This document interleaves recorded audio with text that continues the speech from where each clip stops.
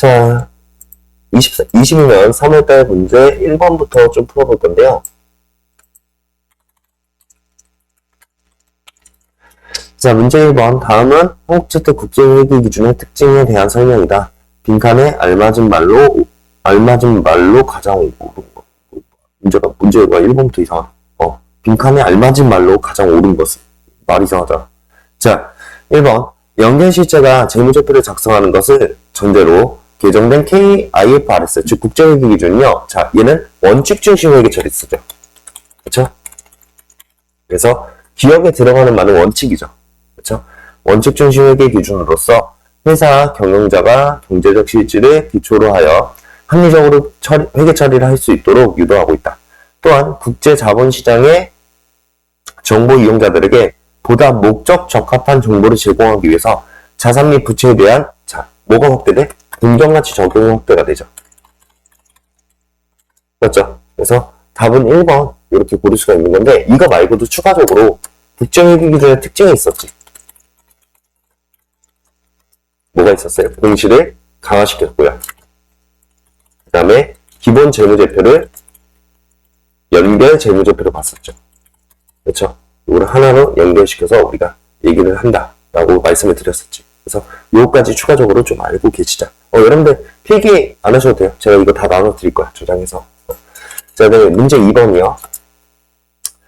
자, 다음 중 재무보고를 위한 개념체계의 목적과 위상에 관한 설명으로 가장 올바르지 않은 것은 인데요. 자, 1번 특정 거래나 다른 사건에 적용할 기준이 없거나 회계 기준에서 회계 정책의 선택이 허용되는 경우에 재무제표 작성자가 일관된 회계 정책을 개발의 동그라미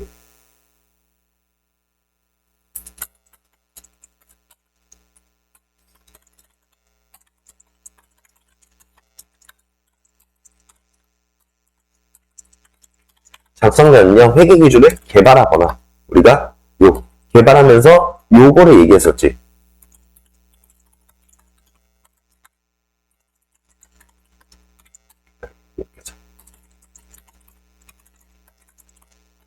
축소에 도움을 준다라고 얘기했었죠. 요거까지 같이 기억을 하셔야 돼요. 이해가시나요? 그 다음에 재무제표 이용자는요, 우리가 이것을 해석하는 데 도움받는다고 했죠. 그게 2번에 나온 얘기죠. 그렇죠? 그래서 재무제표 이용자 모든 이해관계자는요 해석에 도움을 준다라고 얘기했었고요. 그 다음에 이것도 같이 엮을 수 있는데 한국회계기준위원회요. 자, 위원회는 이것을 개념체계 바탕으로 재정이나 개정에 도움을 준다라고 했죠. 그렇죠? 그래서 요 나와 있었고요. 그 다음에 개념체계 위상은요. 얘는 법은 아니야. 법이 아니기 때문에 법의 지위에 있는 회계 기준보다는 우선할 수 없다라고 얘기했죠. 이렇게 얘기했잖아. 그래서 제가 막 이런 예시 들었죠. 부모님의 원수다. 그래서 내가 쟤를 가서 뭐 한 대 때려줬다. 그렇다고 내가 개념적으로는 맞는 일을 한 거지만 우리 부모님 원수니까. 근데 법에서 처벌을 안 받냐? 처벌은 받는다. 라고 얘기했잖아. 그렇죠? 그래서 이 개념체계의 가장 대표적인 영화가 아저씨죠. 그렇죠? 원빈이 납치된 옆집 아이 찾으러 다 죽이잖아. 이게 결국 처벌받잖아요. 그렇죠? 개념상으로 맞는 건데 이게 법리상으로는 맞지가 않는다. 그래서 처벌을 받잖아. 이해 가시나요? 자, 그래서 2번까지 얘기했고요. 3번 가볼게요. 자, 재무제표 작성과 관련된 설명으로 가장 올바르지 않은 것은 돼요. 좀 창피한 얘기지만 제가 이거 어제 집에 가서 한번 싹 풀어봤거든. 싹 풀어봤는데 이 3번 다 틀렸어. 제대로 안 읽었어요. 그리고 일단은 얘기해볼게요. 전 제가 틀린 문제를 틀렸다고 하거든요. 틀린 문제 말씀드릴 거야. 자, 1번 경영진이 경영활동 중단 이외에 현실적인 대안이 없는 경우. 자, 요거 밑줄. 요거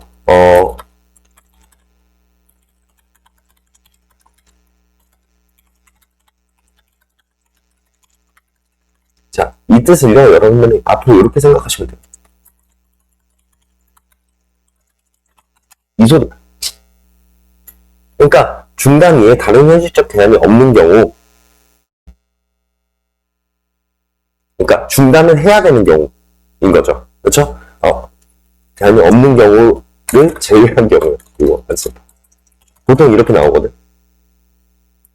그러니까 요거는 요 뜻이에요. 이거는 망할 수밖에 없는 경우죠. 요거잖아. 사업 문 닫아야 되는 경우를 제외한 경우, 요거까지 포함시켜야지. 요 경우는 계속 사업을 할 수밖에 없는 경우라는 거죠. 보통 이 문구가 많이 나오거든. 이해 가시나요? 자, 이런 경우라면 계속 기업을 이용해야지.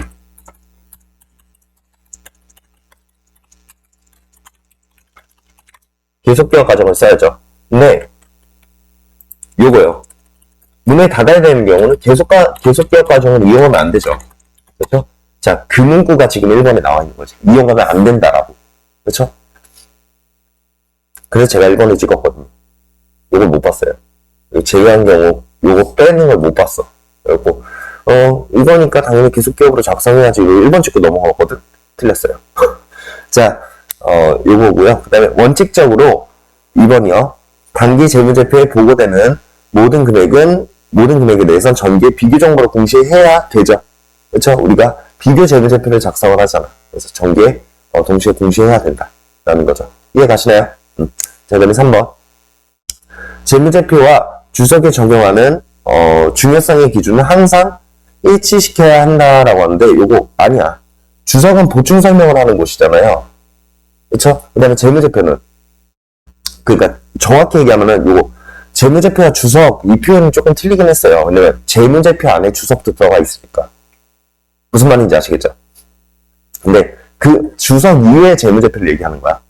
그 주석 이외의 재무제표의 중요성과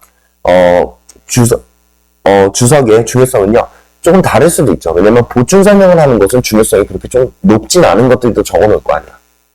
무슨 말인지 아시겠나요? 이해가세요? 그리고 여러분 하나 말씀드릴게. 제가 이런 말씀을 드렸어요. 회계학은요 얘는 사회과학이라고. 그래서 항상 언제나 절대적으로 이런 표현을 안 써요. 항상 들어가면 거의 오답이라고 보시면 돼요.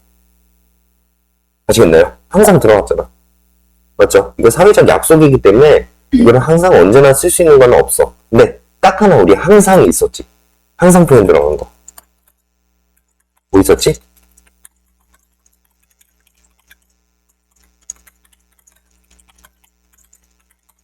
요건 있었지. 이해 가시나요? 기억나세요? 그래서 요 기억만 나시면 된다. 자, 그 다음에 4번. 자산과 부채는 원칙적으로 상대하지 않으나 매출채권에 대한 대손축납금을 순액으로 측정하여 보고하는 것은 상계 표시에 해당하지 않는다. 요거 표시 방법의 차이인 거죠. 그렇죠? 자, 이것과 비슷한 게 뭐가 있어?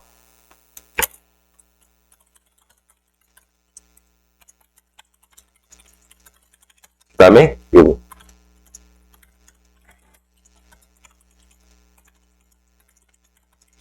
요거 하는 것은 표시 방법의 차이일 뿐이에요. 아시겠나요? 그 밑에다가 좀 적어 놓으세요.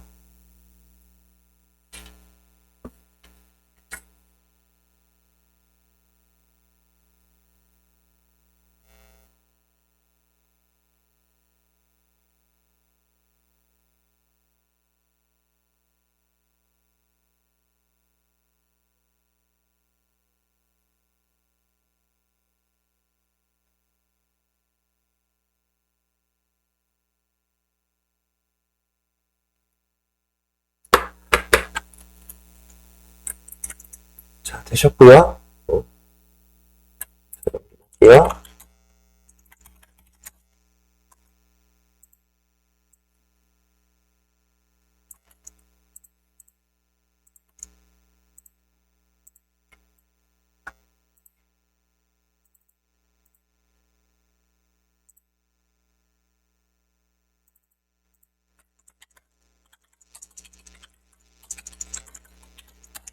자, 그 다음에 우리 4번 얘기해 볼 건데요. 포괄손익계산서에 대한 설명으로 가장 올바르지 않은 것은인데요. 자, 여러분들 포괄손익계산서 의의가 뭐죠? 요거 일정 기간에 기업의 경영 성과를 나타내는 보고서죠. 맞죠? 그래서 얘는 동태적 보고서인 거죠. 일정 기간이니까. 그리고 경영 성과를 나타낸다. 즉 수익과 비용을 적는다 라는 거죠. 근데 이 수익과 비용에는 지분 참여자의 출자, 납입 등은 제외가 되죠. 그 다음에 잉여금 처분도 제외가 되죠. 그쵸? 이런 것들이 다 제외가 된다는 거죠. 자, 그러면 이런 포괄손익계산서 우리가 작성 방법은 기능별과 성격별이 있었죠. 그쵸? 기억나세요? 그래서 이 기능별과 성격별을 구별하는 거. 요거는 말 그대로 매출원가가 등장을 하고요.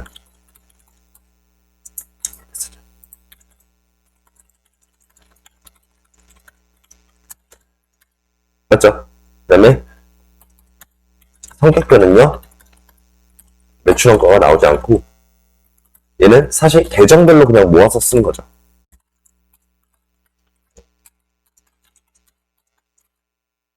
이렇게 되죠. 맞죠? 자, 그 다음에 우리가 재무제표 본문에요. 그 다음에 주석에. 자, 재무제표 본문에 만약에 우리가 성격별로 썼으면요. 주석에는 아무것도 공시하지 않아도 되는데 여기에 기능별로 썼으면 주석에는 성격별 공시해야 하죠. 맞죠? 여기에 플러스 우리가 한 장으로 적을 수 있는 단일 포괄손익계산서가 있고요. 그 다음에 두 장으로 적어야 되는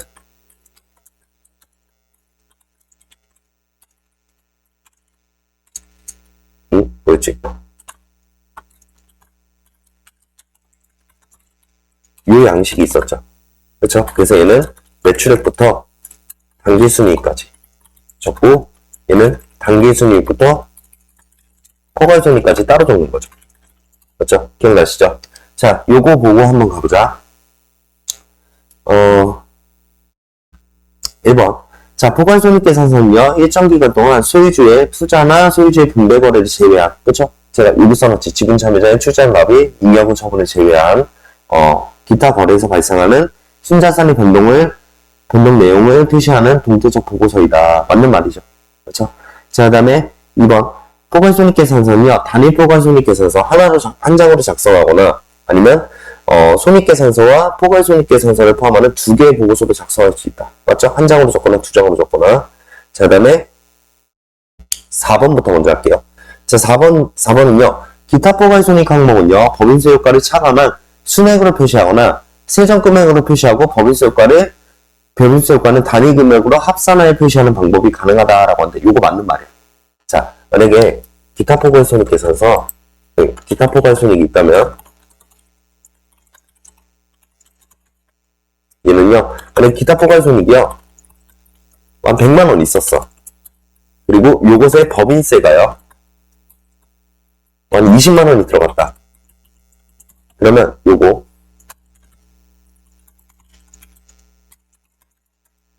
순이라고 하지 말고 세우라고. 이렇게 되죠.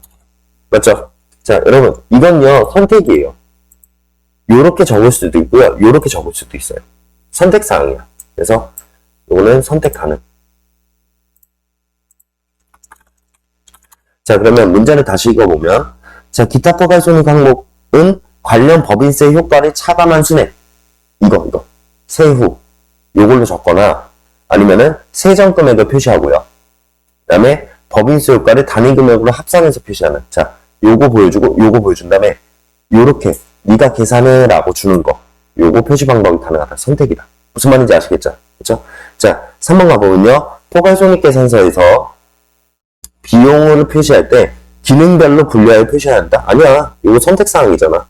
그쵸? 성격별로 쓰든 기능별로 쓰든 선택사항이죠. 무슨 말인지 아시겠죠? 그래서 요거까지 알아두시면 된다. 라는 거고요. 자, 그 다음에 문제 5번이요. 자, 다음 중, 보고기관후 사건의 회계 처리에 가장 올바르지 않은 것인데요. 자, 우리 보고기관후 사건은요, 크게 두 가지로 나뉘죠. 수정을 요하는 사건과 수정을 요하지 않는 사건으로 나뉘죠. 자, 수정을 요하지 않는 사건은 뭐였어? 투자자산, 금융자산의 공정가치 변화죠. 그 다음에 그 이외의 사건들은 다 수정을 요하는 사건이다. 라고 말씀을 드렸었죠. 자, 그러면 요거 두 개 비교하면 되겠죠. 자, 1번. 지금 여기 보고기간 후를 아예 줬죠. 여기서 문제에서 보고기간 후가 얼만큼이야? X1년 12월 30일부터 X이면 3월 10일까지가 보고기간이죠. 보고기간 후죠. 무슨 말인지 아시겠나요? 문제에 주어졌잖아. 그치? 자, 그러면 요게 요 안에 발생한 사건들이요. 요 안에 발생한 사건들이 수정을 요하는 사건이면 재무제표 수정해야 되고요. 수정을 요하지 않는 사건이라면 수정을 안 하면 되겠지. 그쵸? 답은 2번이죠. 요거는 수정을 요하지 않는 사건이잖아. 맞죠? 이해 가시나요? 그래서 이거 답만 찍고 넘어가도록 할게요.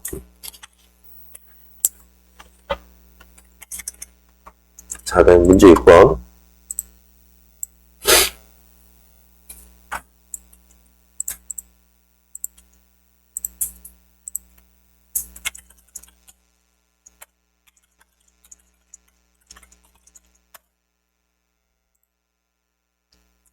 자, 재고자산에 대한 설명으로 가장 올바르지 않은 것은인데요. 요거는요, 제가 답만 좀 찍고 갈게요. 답은 3번이죠. 그쵸? 자, 이 비정상적으로, 비정상적으로,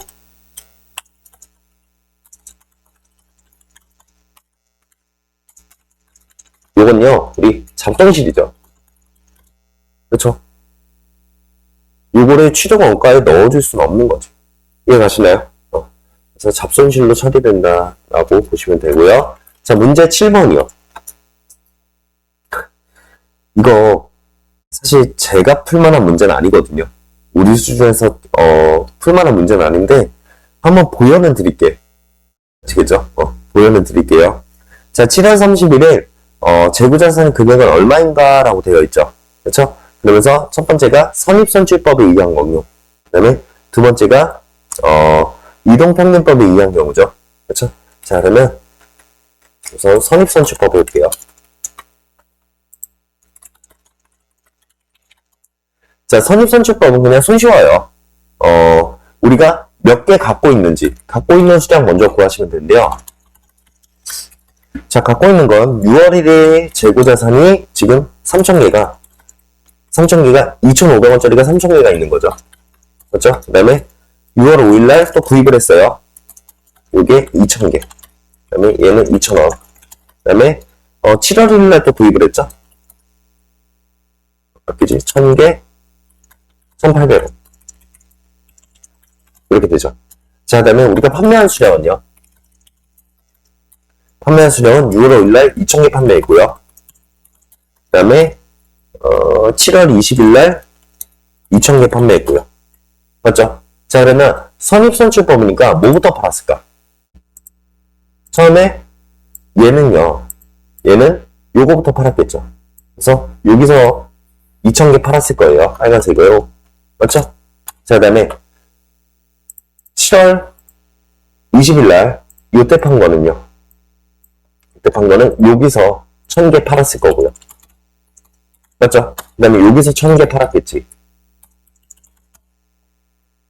그러면 남아있는 것은?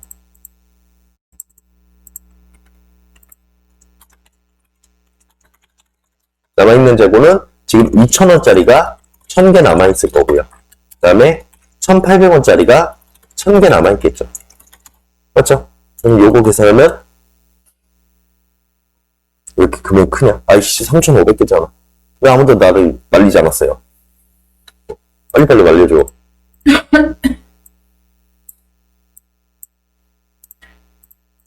어쩐지 금액이 되게 크더라. 자, 이거 아예 색깔 바꿔서 얘기해. 자, 여기 나 아침에 감기약 먹고 와서 그래, 지금. 감기약 먹고 와서요. 지금 약간 어떤 느낌이냐면 소주 한 반병 먹은 느낌? 그래서 되게 지금 신나고 좋아요. 아시죠? 자, 그래서 우리 6월 5일날 판매한 거요. 6월 30일날 판매했잖아, 그리고. 나를 적극적으로 말려줘요. 아시겠죠?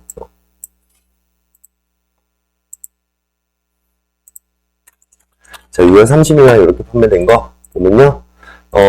우리 빨간색 판매분은 여기서 3,000개를 팔았죠. 그쵸? 그 다음에 여기서 500개를 판 거잖아. 그러면 남아있는 이 2,000개요. 파란색 2,000개는 여기서 1,500개를 팔겠죠. 그쵸? 그리고 여기서 500개를 팔았겠지. 그러면 우리 이제 남아있는 수량은 남아있는 재고를 보면요. 500개가 지금 1,800원짜리가 남아있는 거죠. 이해 가시나요? 그래서 요거 계산하면 90만원이잖아. 이렇게 되잖아요. 맞죠? 자, 그 다음에 이제 이동평균법 보면요. 이동평균법은 매출할 때마다 우리 평균가를 다시 구해야 되는 거죠. 그러면 6월 30일 전 평균가는요. 이렇게 되죠. 우리가 3,000개를 750만원에 사왔고요.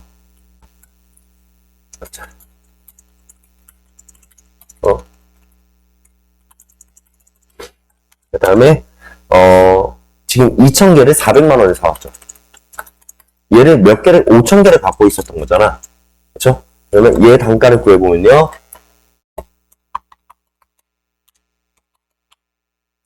2,300원 이렇게 되죠.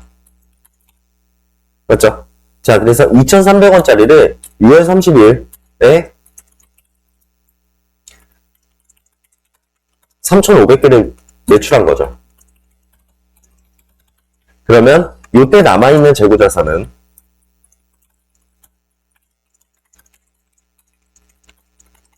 2,300원짜리가 지금 1,500개가 남아있는 거죠. 그렇죠?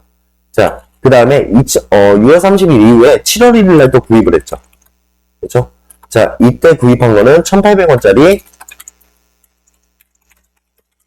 1,000개를 구입했죠. 그러면 요것의 평균가를 다시 구해줘야지. 그렇죠? 그래서 자, 매출 전 7월 20일 전에 재고자산의 평균가요. 요거는 요거 계산하면 맞지? 345, 000, 그 다음에 얘의 평균가는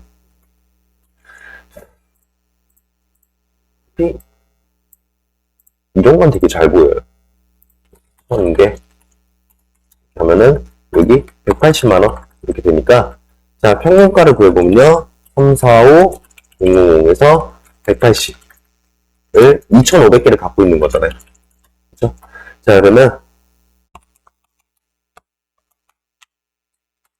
2,100원 이렇게 되죠. 자, 그리고 우리가 7월 20일에 판매를 하죠.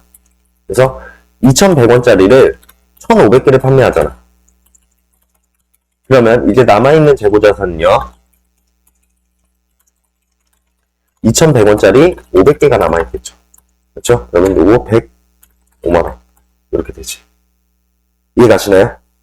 여러분, 그리고요. 요 문제는 여러분들 답은 3번, 4번은 죽어도 찍지 말았어야 돼. 왜 그러냐면 말씀드려볼게요. 자, 우리요 이런 거 배웠었죠.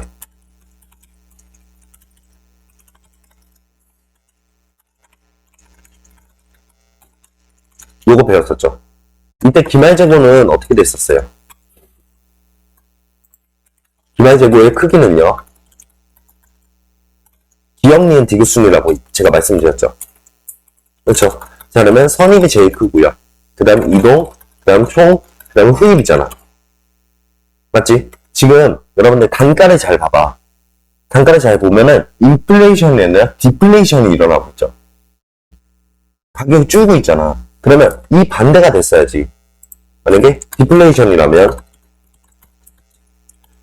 이렇게 되겠죠. 맞죠? 물가가 상승하는 게 아니라 물가가 하락이 일어나고 있는 거잖아. 그럼 반대 경우가 됐겠지. 그럼 무조건 이동평균법이 선입선출법보다 컸어야 돼요. 금액이. 그 큰 게 두 개밖에 없잖아, 지금. 그쵸? 자, 그러면 3번, 4번 제끼고 선입선출법 안 구하고요. 이동평균법만 구했어도 답은 풀 수 있는 거였다. 이렇게 시간 아낄 수 있는 거죠. 이해가시나요? 그래서 요거까지 알아두셨으면 좋겠어요.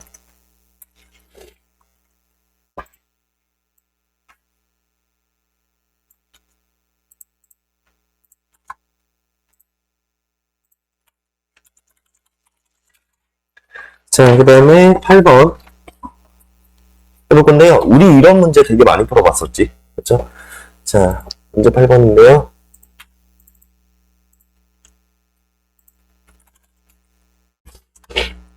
자, 요거는 우리가 그림 그려서 얘기를 좀 하자고 얘기했었잖아요. 그쵸? 그래서 아예 그냥 네모칸 그리고 시작할게.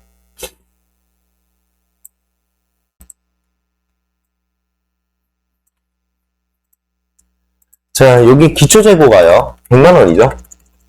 그렇죠? 그 다음에 단기 매입액이 300만원이잖아. 맞죠? 그러면 차변의 합계액은 400이 되겠죠? 그 다음에 그러면 대변의 합계도 400이 돼야 되잖아. 맞죠? 자, 그랬을 때 얼마인지 모르겠는데요. 이 두 가지가 매출원가하고 기말재고로 나뉘잖아요. 여기가 기말재고일 텐데 이 기말재고를 갖고 있었는데 이 중에 일부가요. 일부가 지금 평가 손실이 났다는 거죠. 30만원이. 맞죠? 그 다음에 이 중에 일부가 또 감모 손실이 났대요. 정상감모가.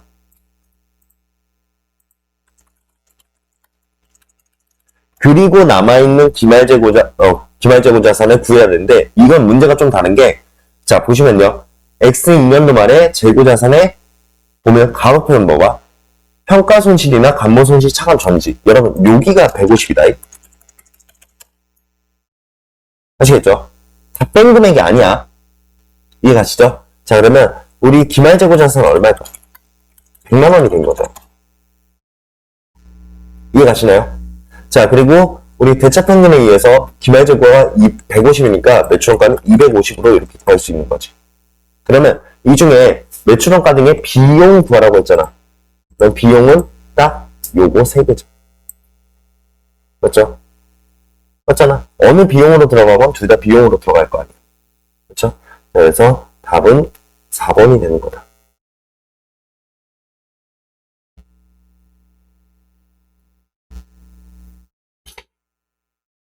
되셨나요? 자, 다음에 문제 9번이요. 자, 다음 자료를 바탕으로요. 3일이 보유하고 있는 X3년 말 건물의 장부 금액을 계산하면 이라고 나와 있는데 자, 우리가 X1년 초에 건물을 사요. 그 다음에 X3년 말 구하라고 했으니까 이렇게 그림 그려보자.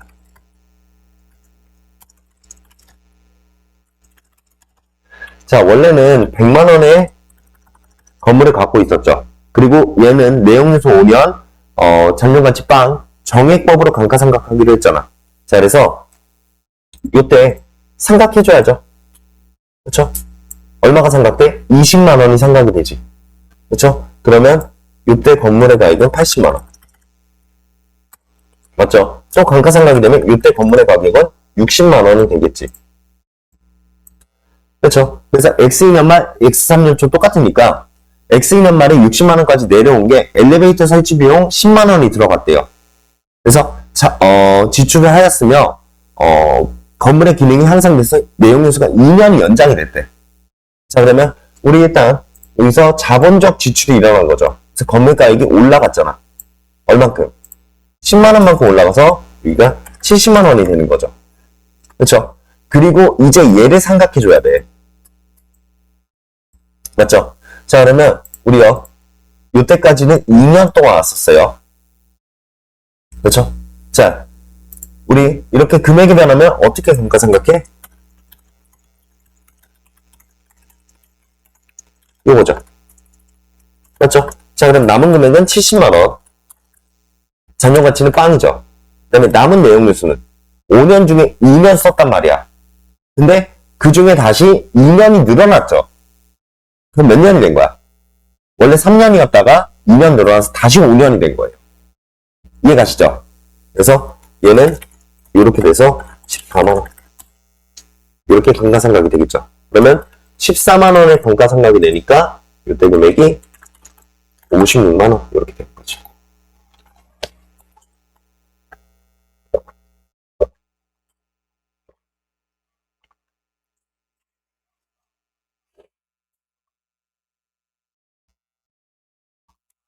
자, 그 다음에 여러분들 10번이요. 10번은 이거는 엄밀히 말하면 문제 오리긴 해요. 문제 잘못 낸 문제긴 하거든.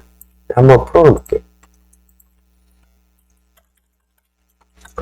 자, 다음 중 유형자산 취득원가에 포함되는 항목이라고 되어 있는데요. 자, 우리 유형자산 취득원가 어떻게 구하지? 얘는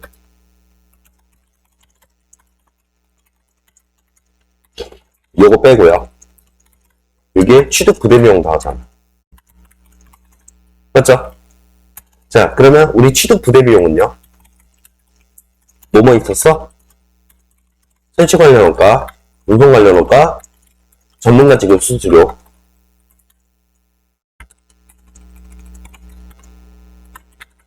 그 다음에 차입원가 자본화.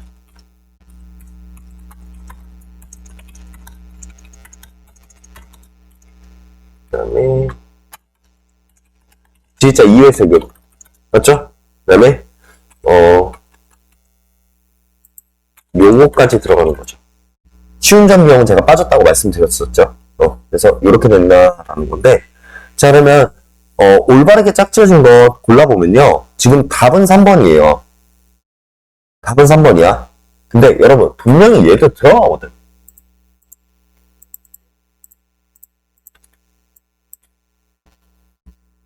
그래서 엄밀히 말하면 기역, 니은, 리을, 미음이 돼야 돼, 답이. 맞죠? 자, 이 문제를 취지가 아마 이거였을 거야. 이걸 물어보고 싶었던 것 같아. 이걸 물어보고 싶었던 것 같아. 가산되는 항목은이라고 했으면요. 기역, 니은, 리을이 맞아요. 매입 할인은 분명히 빠지는 금액이라 취득원가에 포함되는 금액이야. 차감되면서 포함되는 금액이지. 이해 가시나요? 무슨 말인지 아시겠어요? 그래서 이거를 자 보면은 니은, 리을, 미음도 답이랑 겹치잖아. 원래 기역, 니은, 리을, 미음이라고 했잖아. 그쵸? 그래서 제가 이거 복수정답을 인정해줘라라고 이의제기를 했거든요. 근데 이거는 안 받아들여졌어요.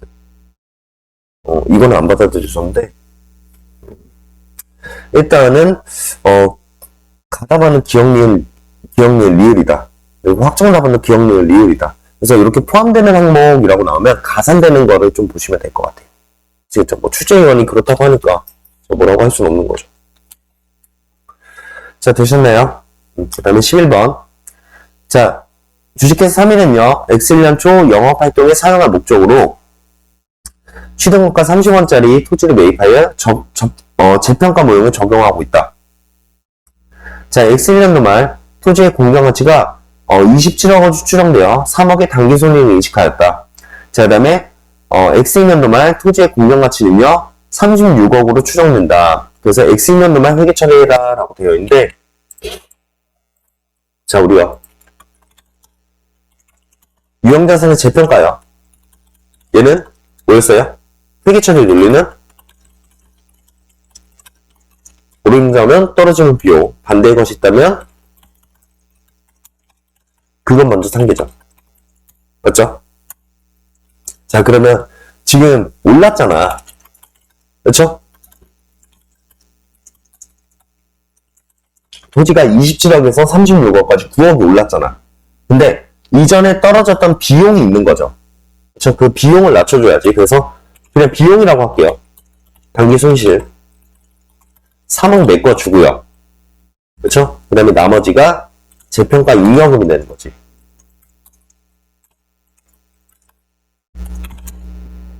이렇게 되는 거죠. 그래서 이런 문제 찾으면요 1번밖에 없어요. 답은. 이해 가시죠? 그래서 오르면 자본, 떨어지면 비용, 반대의 것이 있다고 근본도 상계라는 거고요. 자, 그 다음에 문제 12번이요. 자, 무형자산 인식요건 나왔죠? 그쵸?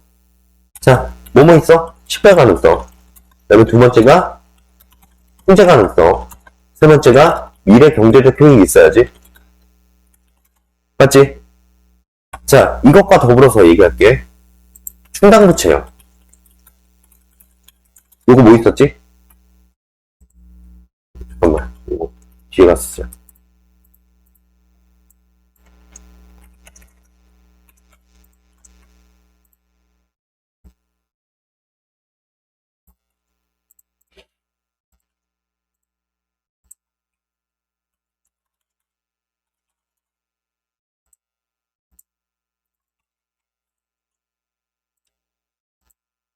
자, 우리 참고사항으로 좀 볼게요. 충당부채 인식요건 뭐 있었죠? 자, 이거 얘기했지. 제 생일 얘기하면서 말씀드렸잖아.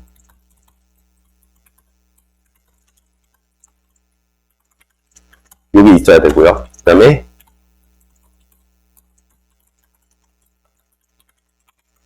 여기 있어야 되고요. 그 다음에 이것도 있어야 되죠. 맞죠? 기억나세요? 자, 요거는요.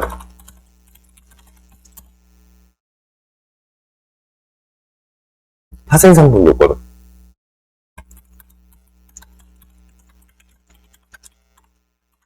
기초 변수에 따라 가치가 변동돼야 되고요. 그 다음에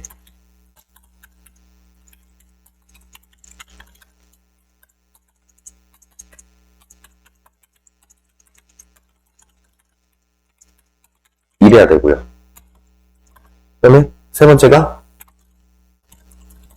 요게 돼야겠지. 기억나세요? 아니 봤던 기억만 나면 돼. 맞아, 저런 게 있었어, 저런 게 있었어만 하시면 된다고요. 아시겠죠? 저처럼 완벽히 못 쓰죠. 여러분들 지금 배워나가시는 것들. 되셨죠? 자, 그래서 요거까지 알고 계시자. 자, 그 다음에 문제 13번이요. 자, 내부적으로 창출한 무형자산에 대한 관한 설명으로 올바르지 않은 것은인데요. 자, 1번. 무형자산을 창출하기 위한 내부 프로젝트의 연구 단계와 개발 단계를 구분할 수 없는 경우. 자, 구분이 애매한 경우는요, 우리 어떻게 처리해요? 우리 모두 연구 단계에서 발생한 걸로 처리하죠.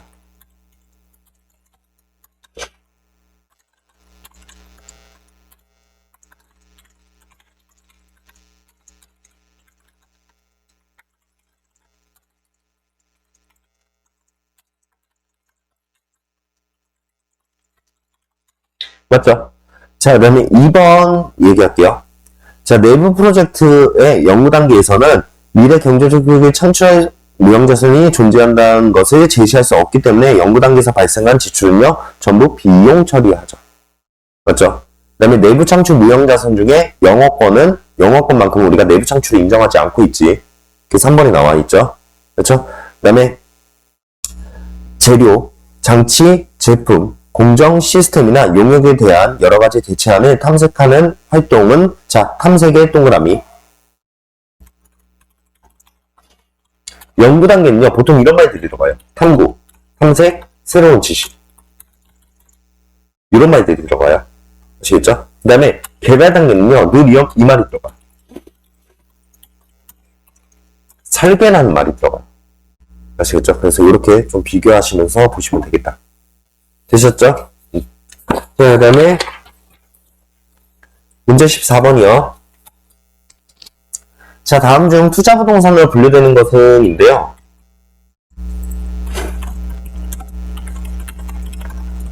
자, 요거 뭐뭐 있어요?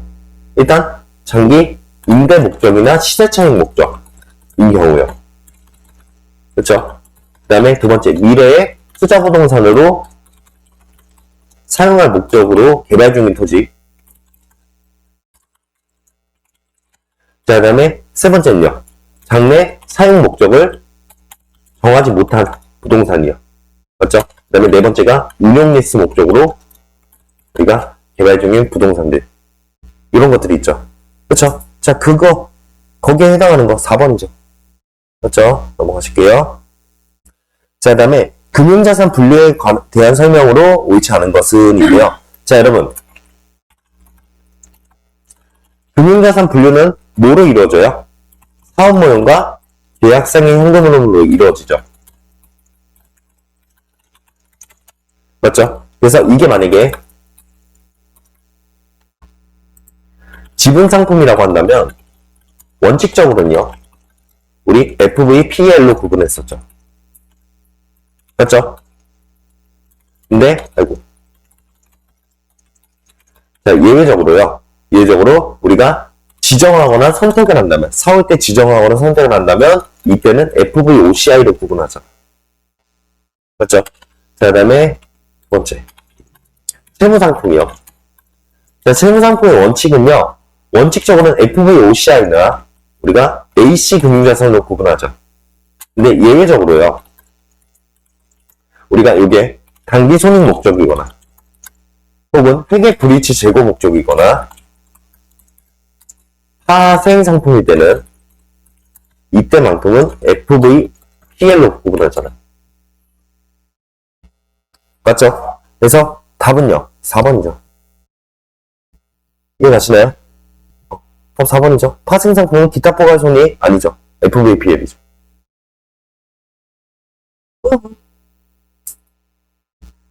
그죠?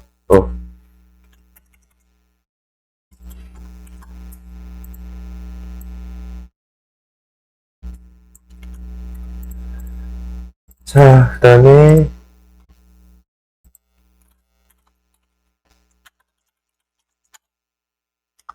16번이요. 자, 16번은요. 자, 보시면요. 주식회사 3위는요. 다음과 같이 금융자산을 취득했다라고 되어 있죠. 그러면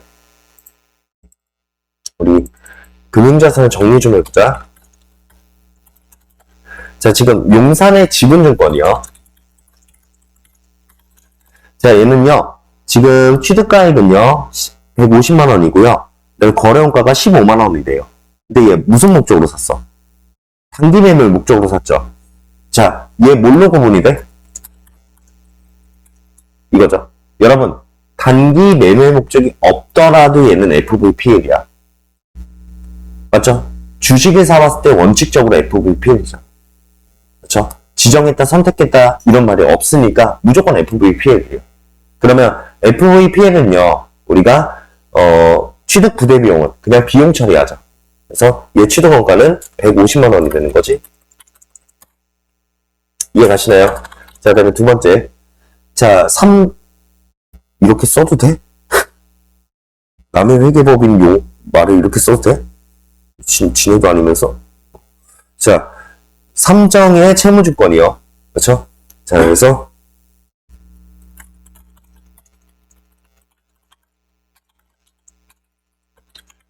자, 여러분들 채무증권이라면 원칙적으로는 AC나 FVOCI죠. 그렇죠? 자, 그래서 계약상에 현금으로 수취할 목적이래요. 그렇죠? 매도의 목적은 아닌 거죠. 그래서 얘는 AC 금융자산으로 구분이 되죠. 그렇죠?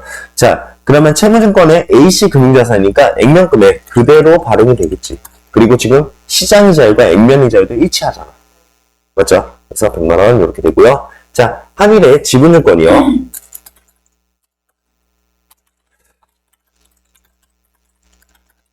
자, 얘는요, 지금, 100만원에 사왔는데요. 거래원가가 10만원이 발생했네요. 원칙적으로 FVPL로 구분하려고 했어. 근데, 아래 뭐라고 써있어? 취득 시점에 FVOCI로 지정을 해버렸죠. 그러면 얘는 취득 부대비용 자산 원가에 가산하잖아. 그렇죠? 그래서 얘는 FVOCI가 돼서, 100만원에 10만원간 110만원이 취득 원가가 되겠죠. 맞죠? 그래서, 답은 3번이다. 이렇게 보시면 되겠네요. 이해 가시나요? 그 다음에 문제 17번인데요.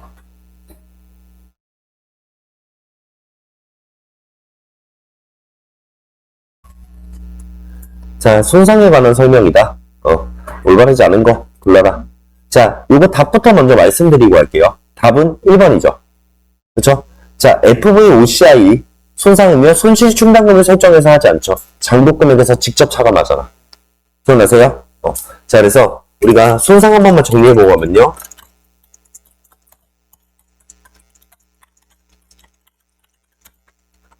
자, 금융자산 손상은요, 손상이 예상되는 경우가 있죠. 이거를 뭐라 그래? 신용손상이 예상되는 경우라고 하죠. 그렇죠? 자, 신용 손상이 예상되는 경우는 신용 위험이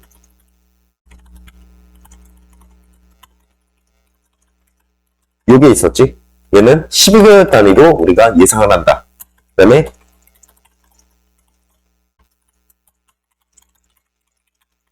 요병을 하면요, 우리는 전체 기간을 기준으로 우리가 신용 손상을 예상한다 라는 거죠. 맞죠? 자, 그리고 얘 회계 처리는요, AC 금융자산일 때는 손실 충당금을 예상을 하고요. 그 다음에 FVOCI일 때는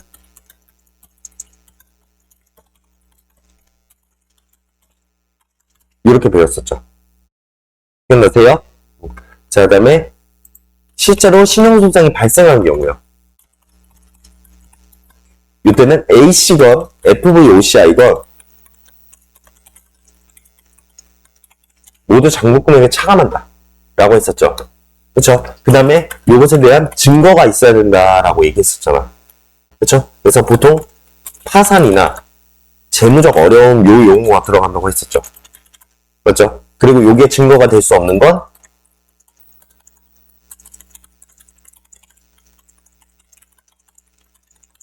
요 때는 우리가 손상의 증거로는 볼 수 없다 라고 얘기했었지. 기억나시죠? 자, 그래서 요거 이렇게 넘어가도록 할게요. 자, 다음에 18번. 다음은 빈칸에 들어갈 말로 가장 적절한 것은 인데요. 나 이거 틀리면 좀 서운해. 이거는 조금 그럴 것 같아. 3번이죠. 그쵸? 뭐 특별히 얘기는 안 할게요. 18번은. 자, 그 다음에 19번이요. 자, 이거는 하나씩 읽어가면서 좀 얘기를 해볼게요. 자, 보유자가 확정된 사채 금액을 면제받으면서 확정 수량에 발행자의 보통주를 전환할 수 있는 전환사채는 뭐에 속해? 복합금융상품에 속하죠. 그렇죠? 자, 그래서 발행 금액이요. 지금 300만 원이고요. 전환사채의 동일한 요건으로 전환권이 부여되지 않는 사채의 가치 250만 원이래요. 즉, 부채의 요소가 250이라는 거지. 그렇죠? 자, 그래서 전환사채 발행 금액 중에 250만 원이요. 부채의 요소가 되는 거죠. 금융부채가 되고요. 그 다음에 나머지 전환권 가치 50만 원이요. 자본 요소가 되는 거죠. 이해 가시나요? 그래서 요거 답은 4번이다. 라는 거.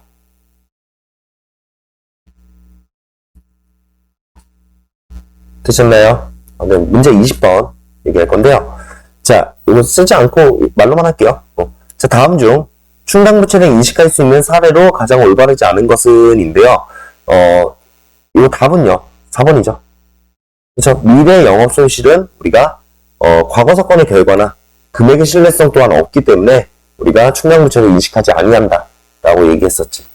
맞죠? 그래서 여기까지 20번까지 풀어봤고요. 자, 그 다음에 21번. 자, 요거 배당금 구하는 거죠.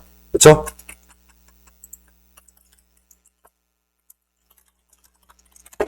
배당금 산출에 관한 문제인데요. 자, 지금 보통주가요. 100만 원이 있고요. 얘는 이렇게 되죠. 그 다음에 우선주는 지금 50만 원이 있어요. 얘는 이렇게 되죠. 그렇죠? 자, 그 다음에 이 우선주는요. 어떤 주주야? 얘는 비누적적이고요. 그 다음에 비참가적이죠. 그러면서 배당률은 5% 받는 주주죠. 맞죠? 자, 그 다음에 지금 X1년 초에 설립됐고요. X1년 말에 배당금을 줄 거야. 그러면 첫 번째, 우선주한테 줘야 되죠. 자, 우선주야, 너 못 받은 배당에 대해서 받아갈 수 있니? 라고 물어보죠. 근데 일단 아니지. 그리고 사실 못 받은 배당도 없어요. X1년 초라. 맞죠? 그러면 얘는 얘 자본금의 배당률만큼 받아가죠. 그렇죠? 그러면 25,000원 받아갈 거야. 자, 그 다음에 각오해볼게요. 여기서 끝나는데, 자, 보통주요. 자, 보통주는 자기 자본금의 우선주 배당률만큼 우선 받아가죠. 그렇죠? 그러면 얘 5만원 이렇게 되는 거지. 그렇죠? 그러면 남은 배당금이요. 자녀 배당금이요. 지금 12만 5천 원 남는 거잖아. 그래서 물어보죠. 3단계에서. 우선주야, 너 남은 배당이 있는데 이거 받아갈 수 있니? 라고 했을 때, 얘 비참가점이잖아. 그렇죠? 이래서 받아갈 수 있는 금액은 없는 거죠. 그러면 네 번째, 보통주가 그 나머지 금액 다 가져가. 그래서 우선주 배당금 구하라고 했으니까 지금 요거와 요거 더해주면 되는 거지. 그렇죠? 그래서 25,000원 이렇게 되는 거죠.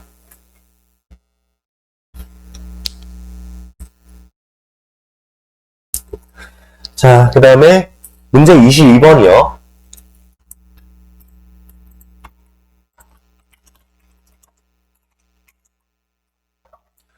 자, 지금 보고되는 금액, 가나다 금액을 고르래요. 그렇죠?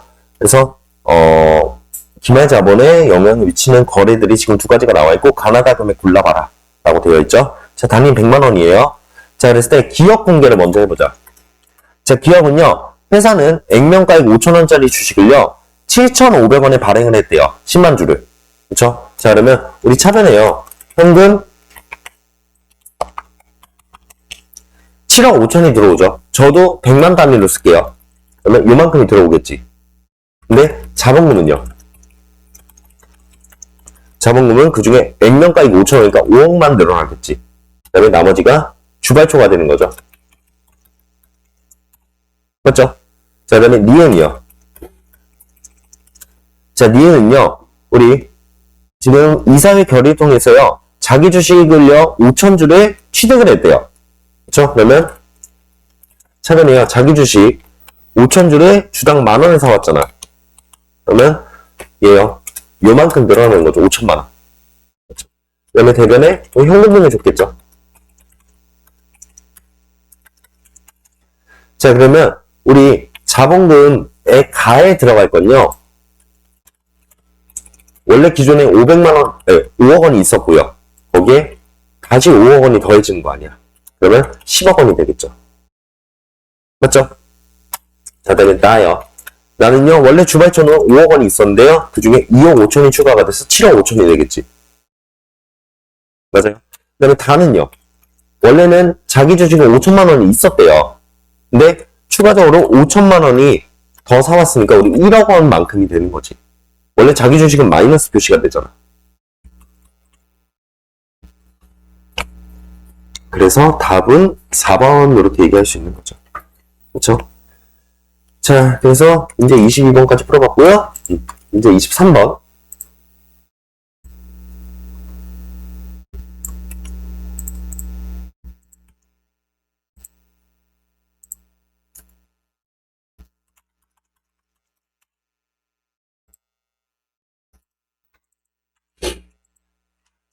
자, 반품 판매죠. 우리 이거 진짜 많이 했었다. 그렇죠? 자, 지금요, 기존 거래는요,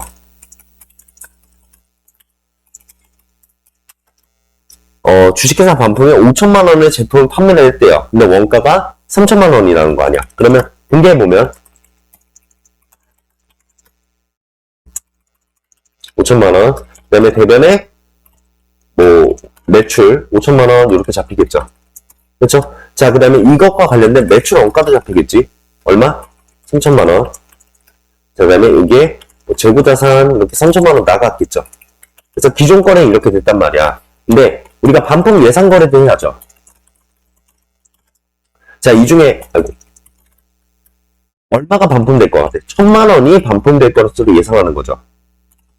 그러면 요거는 아직 매출 잡으면 안 되잖아. 그렇죠? 매출에서 1,000만 원을 취소하는 거죠. 그러면서 이게 이번에 환불부채, 반품 충당부채로 이렇게 1,000만 원 적어주는 거지. 그 다음에 이렇게 반품이 되면 우리 재고자산도 찾아올 수 있잖아. 그래서 회수권 자산이 생기는 거죠. 그래서 여기서 매출원가 비율대로 하면 600만 원, 그 다음에 여기 뭐였지? 매출원가 600만 원 이렇게 되는 거죠. 그렇죠? 그래서 엑셀런드의 인식할 매출액은 얼마예요? 5천만 원에서 1,000만 원 빠졌으니까 4천만 원 이렇게 되는 거지. 쫓아오시나요? 그래서 이렇게 계산하시면 된다. 자, 그 다음에 문제 24번이요. 자, 답 4번이요. 안 풀어요. 아시겠죠? 자, 그다음에 문제 25번이요. 자, 건설계약이 나왔다. 그렇죠? 자, 지금 총 계약 금액은요. 6천만 원이죠. 자, 그리고 여기서 문제에서 물어본 거는 X이면도에 계약 이익에 대해서 물어봤죠. 자, 이거 뭐야? X이면 단기 이익 물어본 거죠. 그렇죠? 단기 이익 물어본 거죠. 자, 그러면 X이면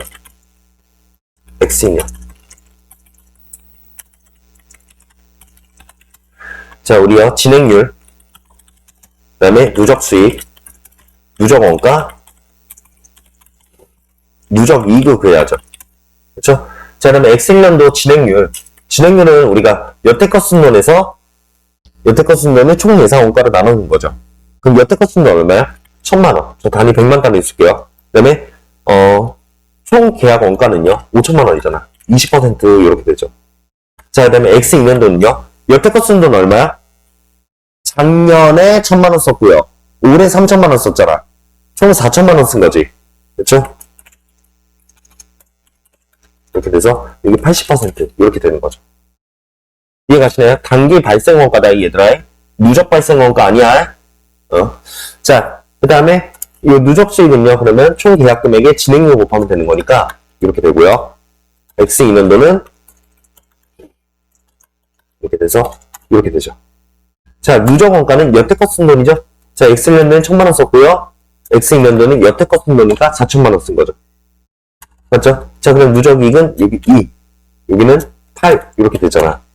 자, 그러면 X년도에 단기 이익 구하라고 했잖아. 우리 이렇게 배웠었죠. 단기 뭐뭐뭐는 단기 누적 뭐뭐뭐에서 전기 누적 뭐뭐뭐 빼자 라고 얘기했잖아. 이것만 보시면 되죠. 8에서 2 빼니까 600만 원 이렇게 돼서 답이 3번이 되는 거죠. 그래서 사실 단기 이익은 안 써도 돼요. 여기서 요거 증감문만 보면 되는 거라서. 이해가시나요? 무슨 말인지 아시겠죠? 자, 그 다음에 26번이요.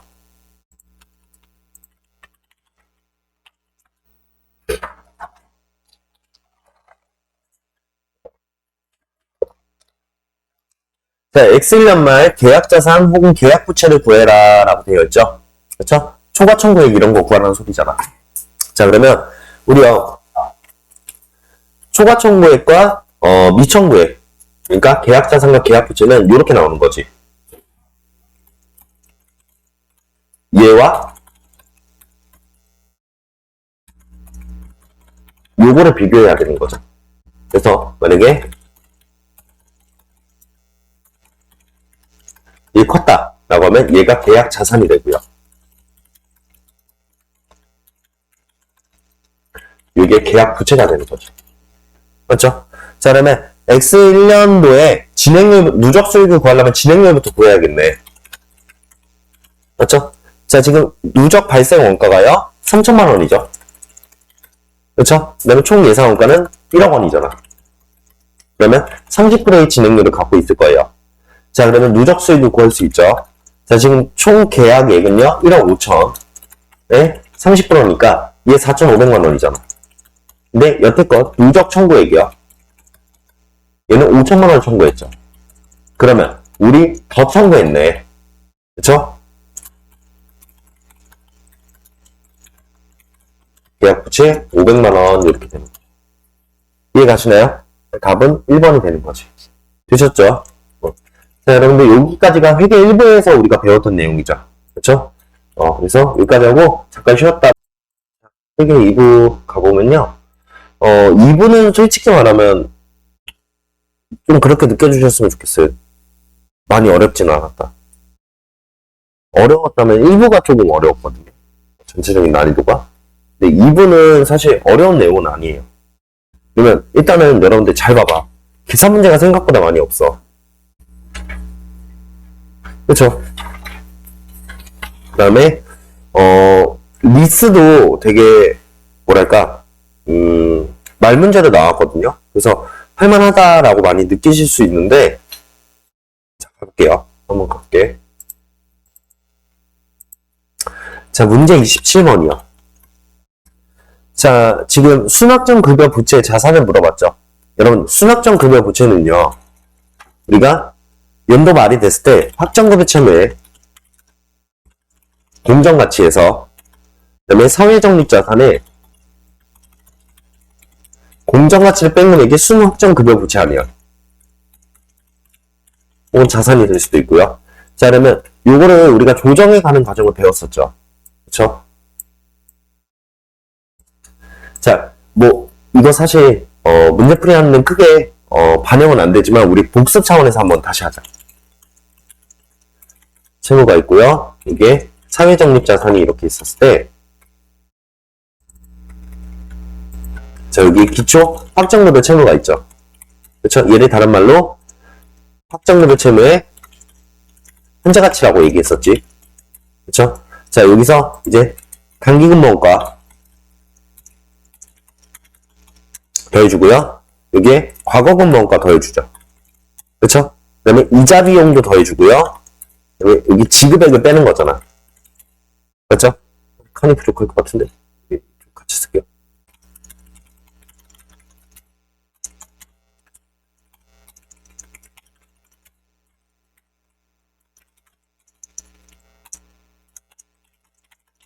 자, 요거를 빼서 우리가 여기에 확정급여 채무의 기말 장부가를 구하죠. 그 다음에 얘와 얘를 비교해서 우리가 요 차익을 기타 포괄손익으로 처리하는 거 아니야. 맞죠? 기억나시죠? 자, 그 다음에 사회적립자산은 이렇게 됐죠. 자, 여기서 적립액을 더하고요. 지급액을 빼죠. 맞죠? 자, 여기에 이자 수익은 더하잖아. 그쵸? 그러면 이 금액은요, 우리가 기말 이렇게 되고요. 얘와 얘를 비교해서 이 차익을 기타 포괄손익으로 처리하죠. 자, 이 기타 포괄손익을 우리는 보험수리적 차익이라고도 얘기하고요. 얘랑 똑같이 재측정 요소라고 얘기할 때도 있죠. 맞죠? 이해 가시나요? 자, 이렇게 가는 건데, 자, 그러면 27번 보시면요. 확정급여 채무의 현재가치, 여기가 70만원이래요. 그리고 과거금모원가나 단기금모원가 아무것도 없어요. 이자 비용 없고요. 지급액 없고요. 그러면 기말 장부가가 70만원인데 공정가치와의 차익도 없다고 뭐 나와 있는 게 없잖아. 그럼 여기가 70이 되겠지.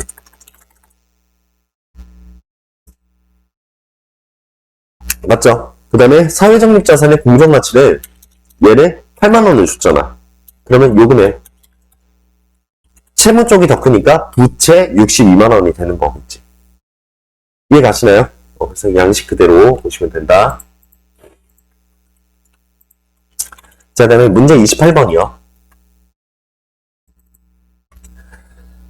자, 다음에서 제시하고 있는 주식기능 보상 내용 중에 가나다에 들어갈 용어로 올바르게 짝지어진 것은 이라고 되어 있는데요. 자, 우리 주식기능 보상 이거 가볍게만 정리하고 올게. 의의는요, 얘는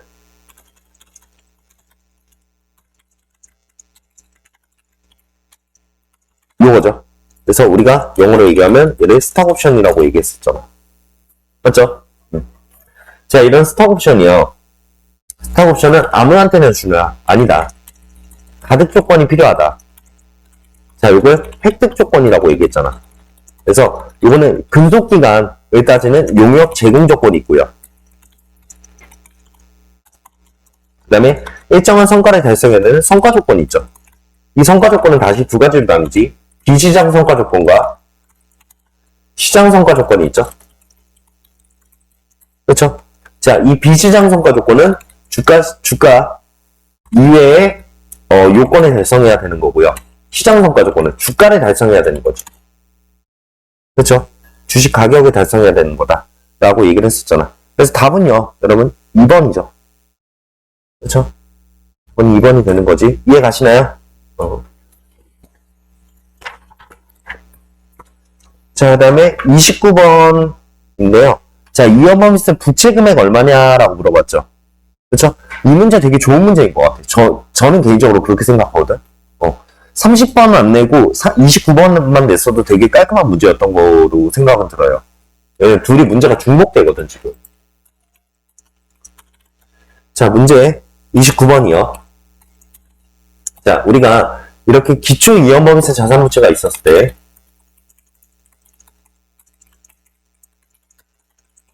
어떻게 한다고 했어? 일단 기초는 없애주자라고 얘기했고요. 취소죠. 그쵸? 그 다음에 기말은 만들어주자라고 얘기했잖아. 설정이잖아. 맞죠? 자, 그러면 분개를 바로 해볼게요. 우선 기초분부터 없애줘 볼게. 자, 기초분이요. 우리 이연범위세 자산 없어져야 되고요. 이연범위세 부채 없어져야죠. 부채가 없어지니까 차변 쪽에, 그 다음에 자산이 없어지니까 대변 쪽에.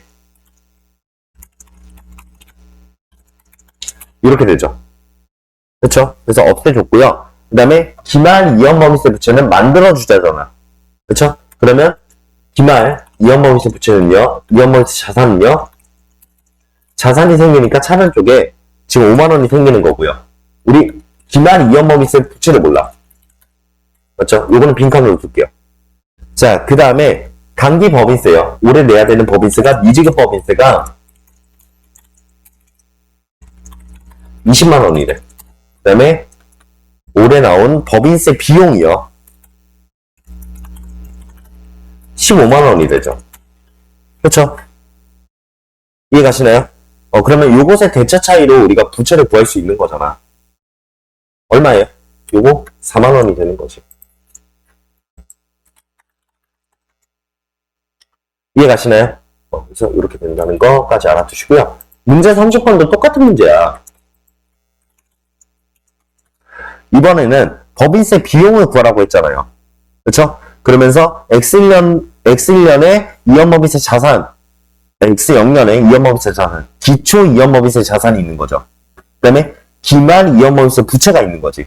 그쵸? 자, 그러면 우선 여러분들 기초가 없애줘 볼게요. 자산이 없어져야 되죠? 얼마? 60만원. 그 다음에 기말 거 이연법인세 부채 만들어주면 얘가 45, 이연법인세 부채니까 대변 쪽에 적히겠죠? 이렇게 되죠. 그 다음에 지금 미지급 법인세가요 250이 있는 거잖아. 맞죠? 그러면 요 차이, 아이고.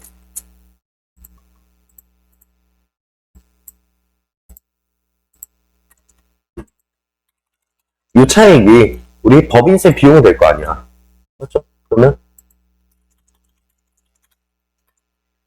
야, 어렵다. 355만원. 이렇게 되죠.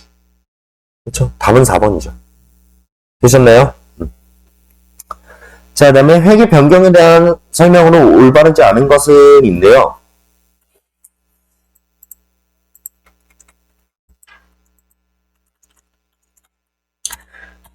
뒤로 넘겨서 정리 한번 하고 갈게요.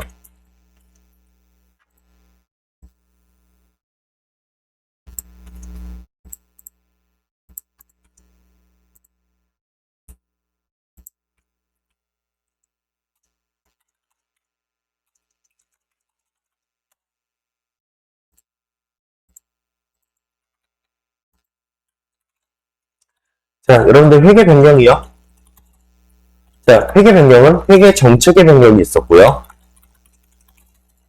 회계 추정의 변경이 있었죠. 자, 정책의 변경부터 정리하고 가면 요거 종류요. 세 가지였죠. 재고자산의 단가 결정 모형 변경, 원가 흐름의 과정이라고도 얘기하죠. 자, 그 다음에 두 번째가 유무형 자산의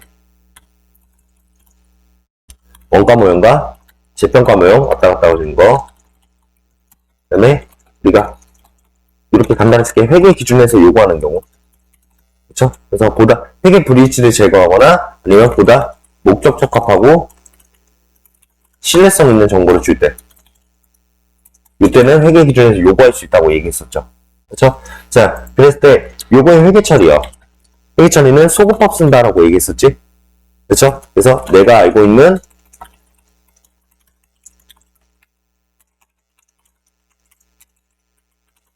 이렇게 하는 거죠. 맞죠? 자, 근데 예외적으로요.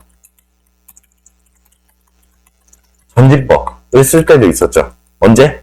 최초로 우리가 유명자산의 원가 모형을 재평가 모형으로 바꿨을 때. 그쵸? 국제회계기준 도입에 따라서 제가 말씀드렸잖아. 그치? 자, 그래서 이런 것들이 있었다라고 얘기했었고요. 자, 회계 추정의 변경은요. 자, 얘는 종류가요. 두 가지죠. 첫 번째가 요거였죠. 그쵸? 그리고 두 번째가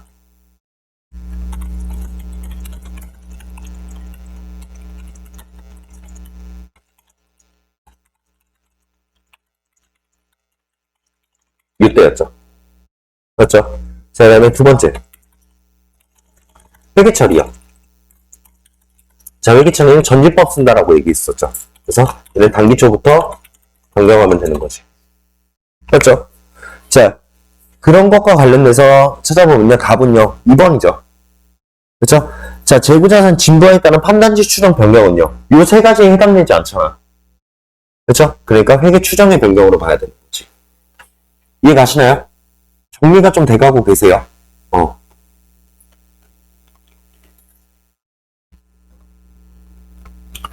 자, 그래서 31번 이렇게 한번 풀어봤고요. 자, 그 다음에 32번이요.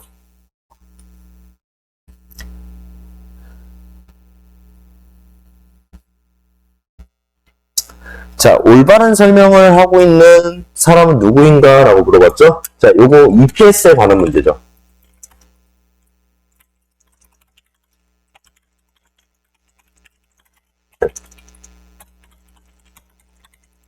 요거에 관한 얘기지. 그쵸? 자, 요건요, 답은 1번이죠, 일단. 그쵸? 답은 1번이에요. 이런 포함하지 않는다. 이러면 유통되고 있지 않으니까. 맞죠? 자, 2번부터 틀린 거를 좀 고쳐갈 거야. 자, 단기 중 무상증자를 실시한 경우 무상증자를 실시한 날짜를 기준일로 하여 가중평균 유통보통 주식수를 계산한다 라고 하는데 그거 아니죠. 그쵸? 언제부터 해? 그 뿌리를 따라서 12분의 m이잖아. 써놔. 그 뿌리를 따라서 12분의 m.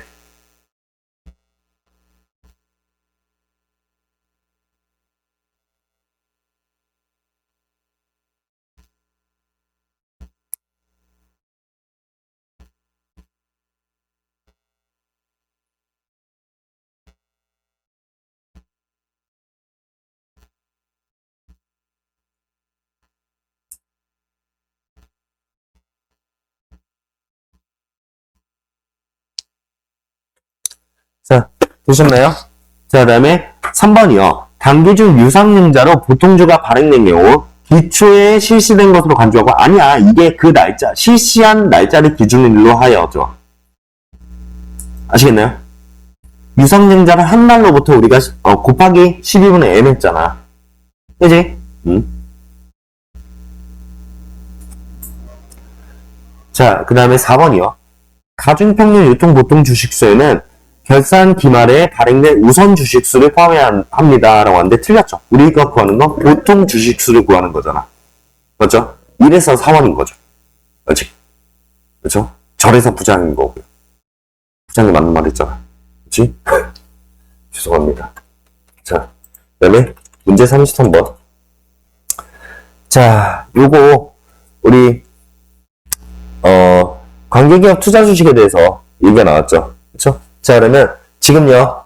우리가 3일은 주식회사 한영의 보통주를 40%를 90만 원 취득을 했대요. 그래서 유의적인 영향력을 행사할 수 있게 됐대. 자, 그러면 지금 90만 원의 주식을 산 거죠. 그러면 이렇게 쓸게요.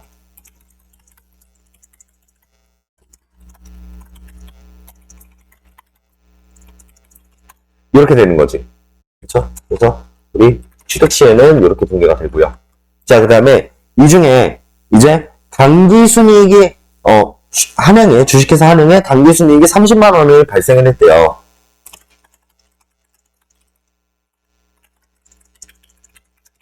자, 그러면 이 중에 40%는 내 거 아니야. 그렇죠? 그래서 나 그만큼 기분이 좋다라는 거죠. 12만원만큼요. 그리고 이거 아직 돈은 못 받았으니까 주식수에 올려놓잖아. 이렇게. 자, 그랬을 때 지금 잔고금액 얼마냐라고 물어봤으니까 요거 두 개 합쳐주시면 되는 거지. 맞죠? 그래서 102만원 답이 되고요. 자, 여러분들 영어 공부해보세요.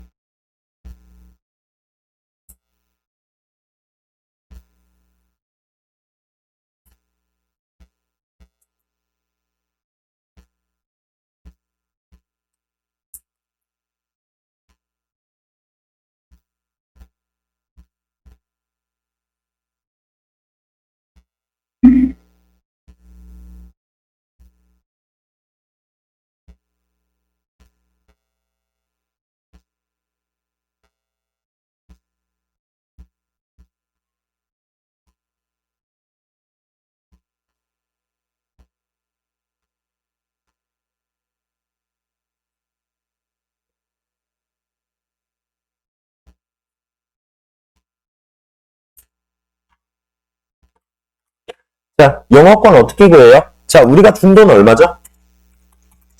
90만원 줬죠? 근데 우리가 산 기업은요? 우리 얼마짜리 기업 샀어?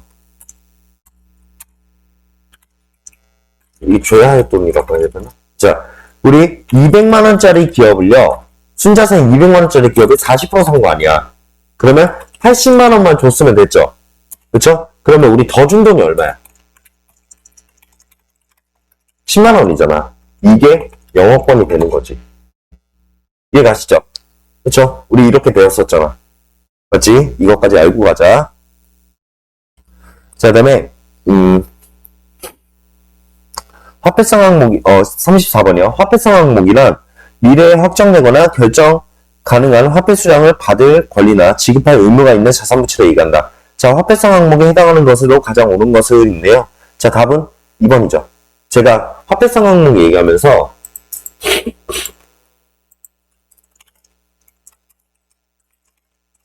이렇게 얘기했죠. 이렇게 얘기했잖아. 그렇죠?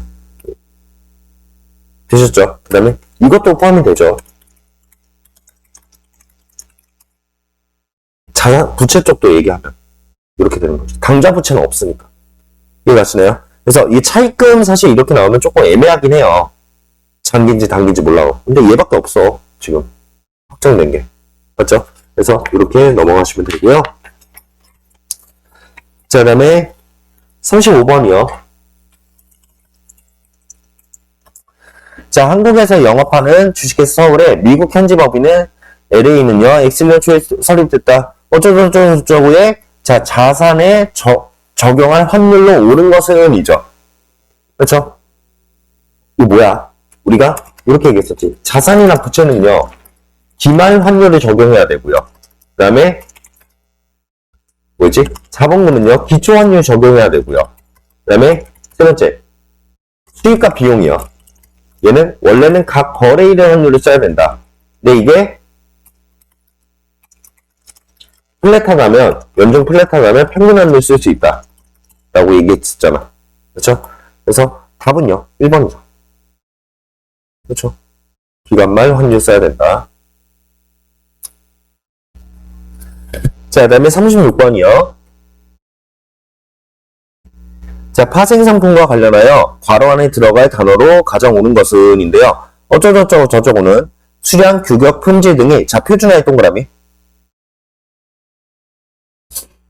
표준화되어 특정 대상에 대하여 현재 시점에서 결정된 가격에 의해 미래 일정 시점에 인도 인수를 인수할 것으로 약정한 계약으로서, 자, 조직화된 시장의 동그라미. 시장에서 정해진 방법으로 거래되는 것이다 라고 되어 있죠. 자, 시장 안에서 거래되는 거 선물이죠.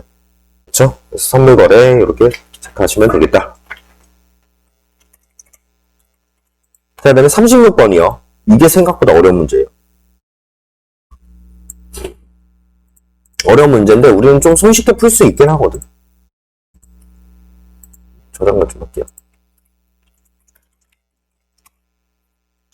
자, 리스에 관한 설명으로 가장 옳은 것은인데요. 자, 금융리스의 경우 리스 이용자의 입장에서는 보증 잔존가치와 무보증 잔존가치 모두 리스료에 포함된다? 아니죠.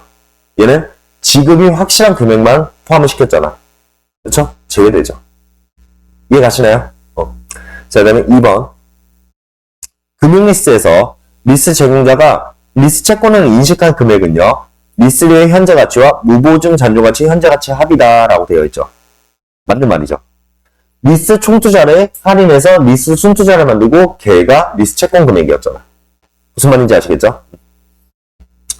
자, 그 다음에 지수나 요율에 따라 달라지는 변동 리스료는 리스에 포함되지 않는다? 아니야, 포함되지.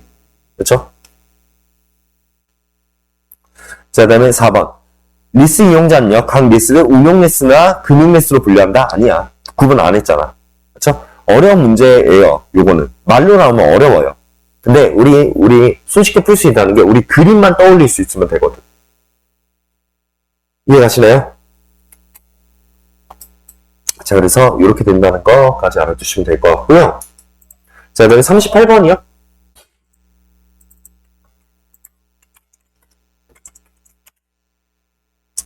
자, 다음 중 투자활동에 관련된 순현금 흐름을 물어봤죠. 자, 여러분들 투자활동은요. 요것만 하시면 되죠. 그렇죠? 자, 그래서 첫 번째 매출채권의 회수는요. 얘는 유동자산이지. 제외되죠. 자, 그 다음에 차입금의 상환은 이거는 부채 쪽이잖아. 제외되지. 맞죠? 얘 재무활동 쪽이에요. 이해 가시나요? 자, 그 다음에 유형자산의 처분. 요거는 들어오겠네. 자, 유형자산 처분은요. 50만원의 현금 유입이 생기는 거죠. 맞죠? 자, 그 다음에 기타 포괄 손익 공정가 측정 금융자산의 취득이요. 자, 요것도 포함이 되죠. 비유동자산, 금융자산과 관련된 거잖아. 그렇죠? 그래서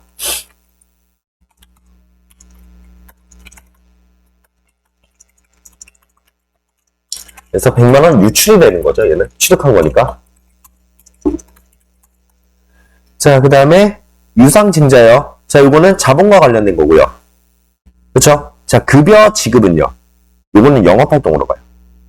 그 다음에 자, 배당금 지급은요. 요거는 자본과 관련된 거죠. 재무활동이죠. 그렇죠? 그래서 요 두 개만 포함이 되기 때문에 요건요. 순현금 유출액은요. 50만원 이렇게 되는 거죠. 답은 4번. 되셨나요? 간단하죠?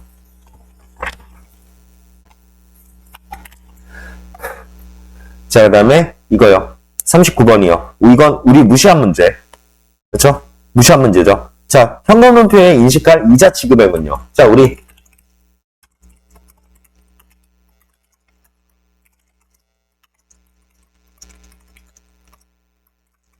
요거잖아. 그럼 현금의 유출입만 찾으면 되죠. 그렇죠? 근데 답은요. 3번이죠. 현금의 유출입이 있는 건 3번밖에 없는 거잖아.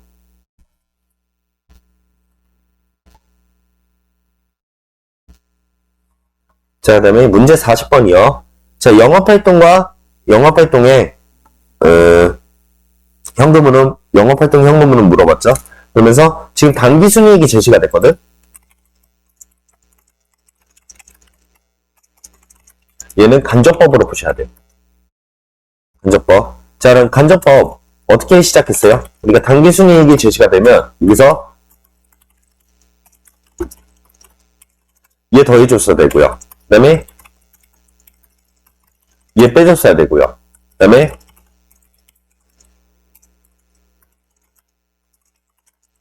얘 더해줬어야 되고요. 아니, 얘 더해줬어야 되고요. 얘 빼줬어야 됐죠. 기억나세요? 그 다음에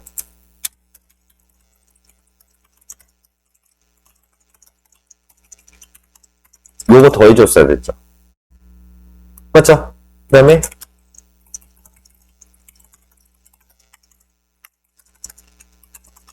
얘 빼줬어야 우리가 영업활동 현금 흐름이 나오는 거지.